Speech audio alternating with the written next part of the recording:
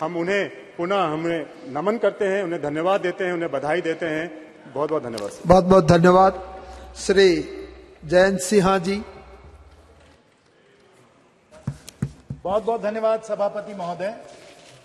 मैं आपका, हमारे परम आदरणीय प्रधानमंत्री जी का, अपने पार्टी का और विशेष रूप से हजारीबाग की जनता का मैं आभार व्यक्त करना चाहता हूं, क्योंकि उनके सहयोग और आशीर्वाद से मुझे अवसर मिला है कि जो हमारा पुराना सदन था, ऐतिहासिक और सुंदर सदन, वहां बोलने के अवसर मिले और आज इस भव्य और आधुनिक भवन में भी बोलने का मुझे अवसर मिल रहा है। उससे आप लोगों के लिए सबको कोटि कोटि धन्यवाद, हृदय की गहराइयों से धन्यवाद। सभापति महोदय, ये सही है, जैसे माननीय प्रधानमंत्री जी ने कहा, यही समय है, सही समय है, अमृत काल का समय है, अमृत काल का समय है और बड़ी तेजी से देश बदल रहा है, देश में परिवर्तन आ रहे हैं और हम सबको महोदय, सब मान्य सदस्यों को, यहाँ देश की जनता को लग रहा है कि हम लोग रोज रोज इतिहास को रच रहे हैं, रोज इतिहास को रच रहे हैं।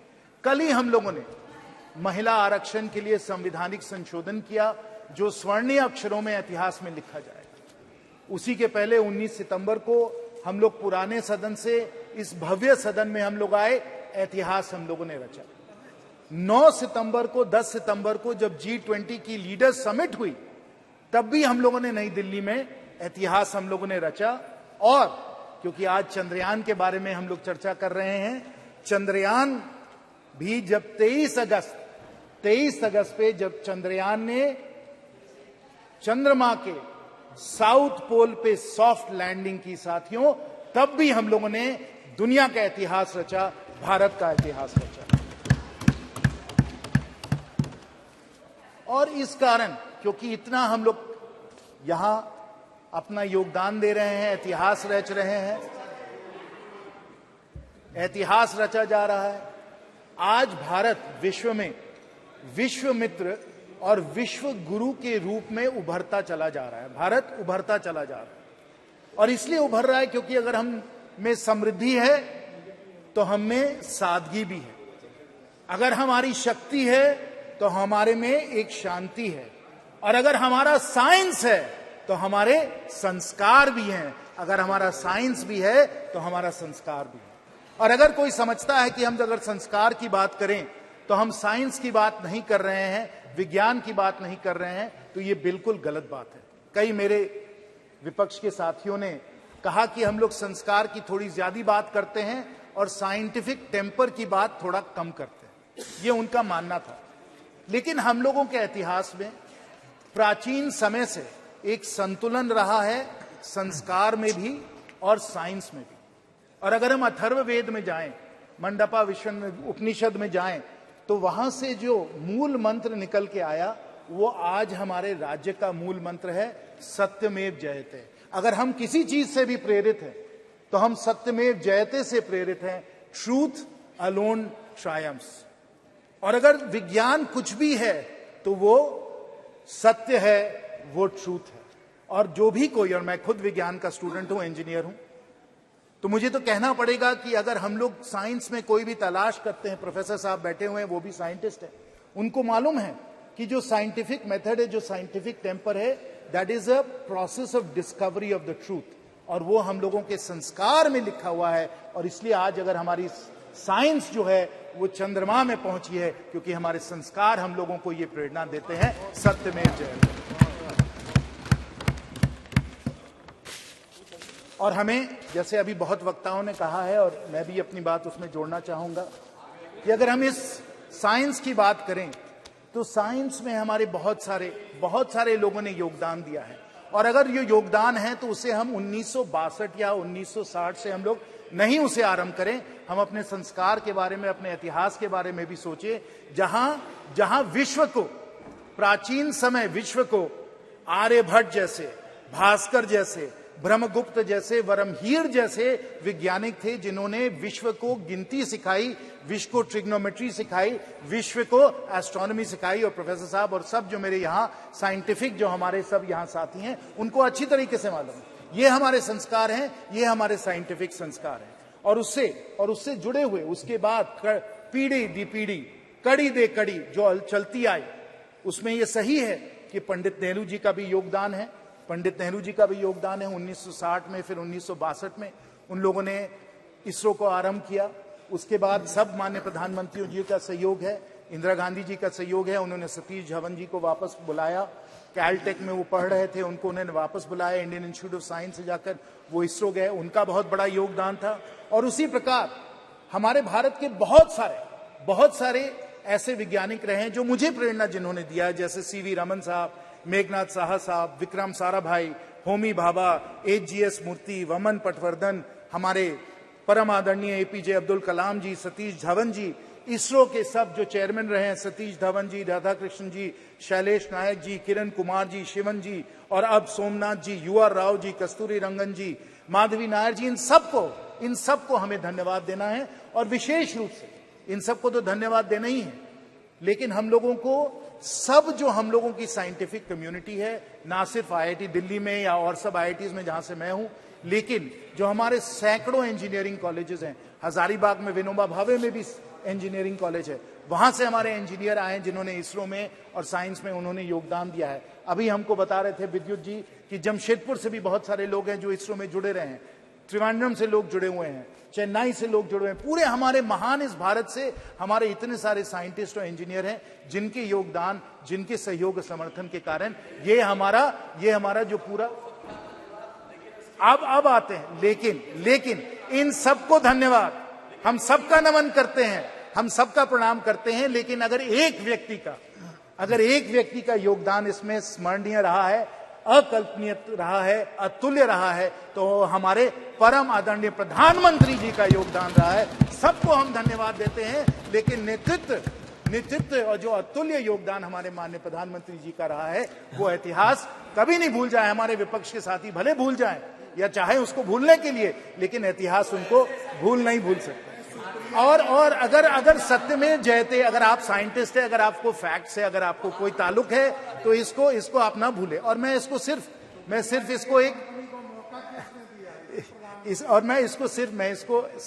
ऐसे ही राजनीतिक तौर से मैं नहीं कह रहा हूं, मैं तर्क और तत्वों के आधार पे कह रहा हूं कि अगर योगदान विशेष और अकल्पनीय रहा है प्रधानमंत्री जी का, क्यों रहा है, मैं आपको बताता हूं। आप जान लीजिए कि 2013-14 में जो इसरो का बजट था वो 5,600 करोड़ का बजट था। आज के समय इसरो का बजट 2 गुना से ज्यादा हो गया है, 12-13 हजार करोड़ हो गया है। ये हम लोगों ने 9 वर्षों में किया है। ये माननीय प्रधानमंत्री जी का योगदान है। और यहां सब जानते हैं, सब अनुभवी हमारे माननीय सदस्य हैं, उनको मालूम है कि ऐसे बहुत कम विभाग हैं भारत सरकार में, सभापति महोदय जी, ऐसे बहुत कम विभाग हैं जो सीधा प्रधानमंत्री जी से जुड़े हुए हैं, जो प्रधानमंत्री जी के ही अधिकार क्षेत्र में आते हैं, और वो डिपार्टमेंट ऑफ स्पेस यही उनका है। और अगर इसमें बजट को 2 गुना से ज्यादा कर दिया है तो माननीय प्रधानमंत्री जी ने किया, इसको आपको स्वीकार करना पड़ेगा।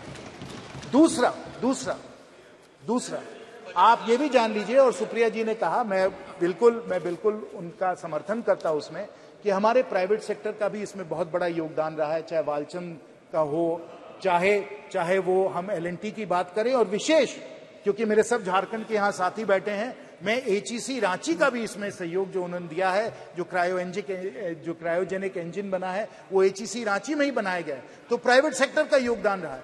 लेकिन 2020 में माननीय प्रधानमंत्री जी का निर्णय था कि जो पूरा जो स्पेस का जो सेक्टर है, इसको हम लोग प्राइवेट सेक्टर के लिए इसको खोल दें, इसको लिबरलाइज कर दें। और इसके कारण, क्योंकि हम लोगों ने प्राइवेट सेक्टर को इतना प्रोत्साहन दिया है, इतना सहयोग दिया है, कि आज स्पेस में 140 स्टार्टअप्स आ चुके हैं, और हम लोगों का स्पेस का इकोसिस्टम बहुत तेजी से बढ़ता चला जा रहा है। यह भी माननीय प्रधानमंत्री जी का निर्णय था। जैसे उन्होंने बजट को 2 गुना किया, वैसे उन्होंने स्पेस को लिबरलाइज करके 140 स्टार्टअप्स को उन्होंने योगदान दिया। और तीसरा कि जब हम लोगों ने इस तरीके से लिबरलाइज किया, तो विश्व में नंबर 1 और सबसे अफोर्डेबल किफायती तरीके से अगर कोई भी सैटेलाइट को जियो सिंक्रोनस ऑर्बिट में डाल सकता है तो वो इसरो ही डाल सकता है। और पिछले कुछ वर्षों में हम लोगों ने कुल मिलाकर, मैं आपको ये आंकड़े बता दूं, स्पष्ट आंकड़े जो हैं कि हम लोगों ने करीब लगभग 400 फॉरेन सैटेलाइट्स को हम लोगों ने अर्थ ऑर्बिट में डाला है, जिससे हम लोगों को इसरो में 3300 करोड़ का हम लोगों को इसमें रेवेन्यू हम लोगों को मिला है। वो भी माननीय प्रधानमंत्री जी की सोच थी कि इस तरीके से इसरो को हम लोग पूरी तरीके से ओपन अप करके सैटेलाइट लॉन्च में हम लोग ले आए। और इस तरीके से अगर किसी को भी पूरी तरीके से श्रेय इस सफलता को मिलना चाहिए तो माननीय प्रधानमंत्री जी को मिलना चाहिए, ये हम सब लोग स्वीकार करें। इसरो का इतिहास बहुत दिनों से चलता है। मैं चंद्रयान पे आता हूं, लेकिन अगर हमें चंद्रयान को समझना है तो हम उसको पहले आर्यभट्ट सैटेलाइट को समझना होगा, जो सोवियट्स ने 1975 में जिन्होंने अर्थ ऑर्बिट में डाला। उसके बाद हम लोगों का खुद का लॉन्च व्हीकल सैटेलाइट 1980 में गया। फिर रोहिणी सैटेलाइट्स गए, इनसैट सैटेलाइट्स गए, IRS सैटेलाइट्स गए। ये सब सैटेलाइट्स गए, एक लंबी हम लोगों ने एक कड़ी बनाई इसकी। हम लोगों ने नए नए लॉन्च व्हीकल्स हम लोगों ने तैयार किए, polar synchronous launch vehicle, GSLV, और फिर छात्रों के लिए भी स्मॉल सैटेलाइट्स को भी हम लोगों ने लॉन्च करने की क्षमता की। और हम लोगों ने मंगलयान को भी हम लोग जाकर, मार्स को भी जाकर हम लोगों ने ऑर्बिट में हम लोगों ने अपना सैटेलाइट भेजा। और आपको याद होगा तब हम लोगों ने सब जगह कहा था कि इतनी किफायती तरीके से हम लोग कर रहे हैं कि बॉलीवुड की पिक्चर के, हॉलीवुड के पिक्चर के बजट से कम तक हम लोग मंगलयान के द्वारा हम लोग मार्स तक पहुंच सकते हैं। ये हमारी क्षमता है। और अगर ये क्षमता है, अगर माननीय प्रधानमंत्री जी ये काम में लगे हुए हैं, अगर पूरा भारत इस काम में लगा हुआ है, तो हमें समझना चाहिए कि स्पेस जो है और चांद पहुंचना कितना प्रेरणा का स्रोत है और इसको कितने दिनों से इसको एक लक्ष्य बनाया गया। और उसमें मैं अमेरिका की भी बात करना चाहता हूं, क्योंकि अगर जो अमेरिकन जो स्पेस कैपेबिलिटीज है उससे हम लोग सब लोग प्रेरित हैं। और खासकर जॉन एफ कैनेडी का एक बहुत ही जाना माना एक भाषण है जो मैं अभी कोट करना चाहूंगा। और जॉन एफ कैनेडी ने कहा था, वो हम लोगों को याद करना चाहिए। जॉन एफ कैनेडी ने 1962 में कहा था, Why some say the moon? Why choose this as our goal? This replies to India. Why choose the moon? Why is this our goal? And why, they may well ask, why climb the highest mountain? Why climb the highest mountain? Because it is there. New hopes for knowledge and peace are there. We choose to go to the moon this decade and do the other things, not because they are easy. We choose to go to the moon. This applies to India. We choose to go to the moon not because they are easy, but because they are hard. अगर हम बड़े लक्ष्य अगर हम लोग हासिल करने के लिए हम लोग अपनी आकांक्षाओं को बनाते हैं, अगर हम इस भवन का निर्माण 3-4 साल में कर सकते हैं, इसलिए नहीं क्योंकि ये आसान काम है, इसलिए क्योंकि ये मुश्किल काम है. Not because it is easy, because it is hard that we choose to go to the moon. It is not easy to build this parliament building in 3 or 4 years. It's not easy, but because it is hard, we have chosen to do it. It is hard to build all the roads and highways and everything else, but because it is hard, we want to do it, because that's the new India we want to build. It is hard to be able to feed 80 crore people with the Garib Kalyan Yojana, but क्योंकि मुश्किल है, इसलिए हम इसको करने के लिए प्रतिबद्ध हैं और हमने करके दिखाया. It is not because it is easy, but because it is hard. And it is hard. अगर कोई समझता है कि चंद्रयान चांद में पहुंच गया और कोई भी इसे कर सकता है, तो मैं आपको लूना 25 के बारे में बताना चाहता हूं. लूना 25 के बारे में. और आप जानिए कि अगर 1950s में स्पेस रेस चालू हुआ और अगर जॉन एफ कैनेडी ने कहा कि हम लोगों को 1960s में ही हम लोगों को मून पे पहुंचना है, तो क्यों किया उन्होंने? क्योंकि उनके सामने एक चुनौती थी, एक कंपटीशन था. और वो कंपटीशन किसके साथ था? वो सोवियत यूनियन के साथ था, क्योंकि सोवियत यूनियन ने स्पेस फ्लाइट और स्पेस का पायनियरिंग जो उन्होंने किया था, यूरी गगारिन वगैरह आप सबको याद होगा. उस स्पेस रेस के कारण जॉन एफ कैनेडी ने कहा कि we must get to the moon. वही सोवियत यूनियन, वही स्पेस प्रोग्राम उसी समय जब चंद्रयान अगस्त में पहुंच रहा था south pole of the moon, उनका लूना 25 जो था वो भी अगस्त में फेल हो गया. Not because it is easy, it is because it is hard that we go to the moon. The Russians who developed, who pioneered space flight, they were the ones who were not able to succeed. They tried a South Pole landing and they failed. They failed.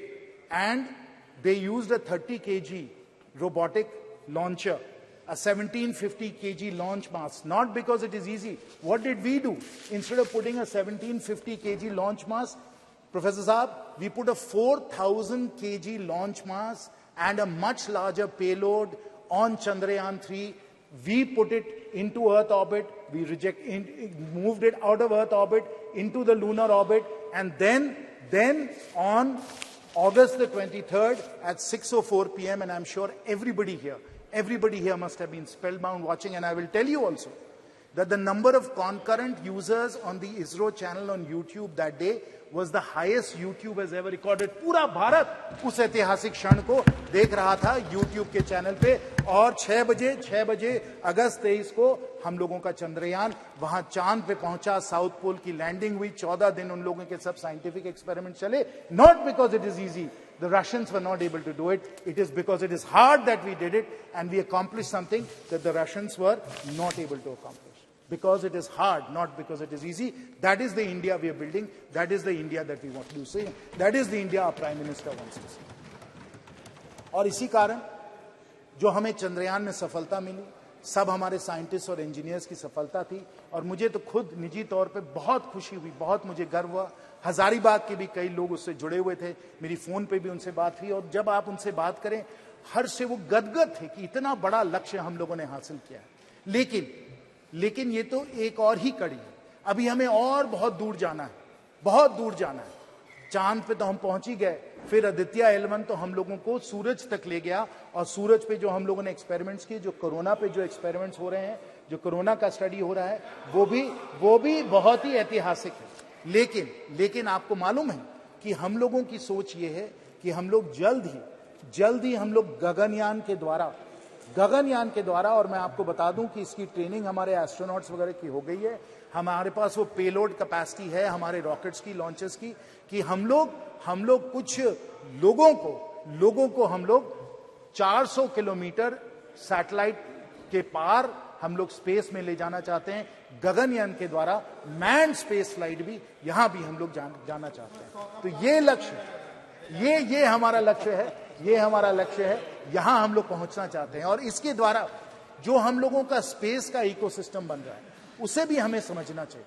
ये हमारे माननीय प्रधानमंत्री जी की दूरदर्शी सोच है कि हमें सिर्फ ये मिशन जो है इसमें हमें सफल नहीं होना है. हमें मिशन से और आगे बढ़कर पूरा स्पेस का एक इंडस्ट्री, पूरा स्पेस का एक इकोसिस्टम भी हम लोगों को बना देना है. और क्यों हमें इस तरीके से बनाना है? क्योंकि जब स्पेस का इकोसिस्टम बनता है तो बहुत सारे एडवांस टेक्नोलॉजीज भी हम लोग उसके द्वारा उसमें बहुत आगे बढ़ जाते हैं. और ये एडवांस टेक्नोलॉजीज, क्योंकि हम लोग डेवलपमेंट के तौर पे इन एडवांस टेक्नोलॉजीज पे हम लोग अपना कंट्रोल हासिल करना चाहते हैं, ये बहुत ही जरूरी है. और इसमें मैं हमारे भारत रत्न पूर्व राष्ट्रपति श्री अब्दुल कलाम जी का मैं एक कोट आपको बताना चाहता हूं. ISRO's vision was clear. If Indians were to play a meaningful role in the community of nations, they must be second to none in the application of advanced technologies to real-life problems. That is our Honorable Prime Minister's vision. We use the space ecosystem to develop the knowledge and the ability and the capabilities to deal with these advanced technologies, whether they pertain to material science, whether they pertain to telecommunications, whether they pertain to remote sensing, weather forecasting. All of these different advanced technologies in computing, in semiconductors, all of them will come within our capability set if we are able to push the space ecosystem. And I will conclude, Sabharwati Mahoday ji, with the vision that we take our 140 startups, they become thousands of startups, we generate tens of unicorns, and they become among the world's leading space companies, pushing these advanced technologies, taking India not just to the moon, not just to the sun, but to the stars, That is the new India that we are building, not because it is easy, because it is hard, and we want, as John Thank you F. very Kennedy much. said, progress of all Thank the you. people. Thank you very much.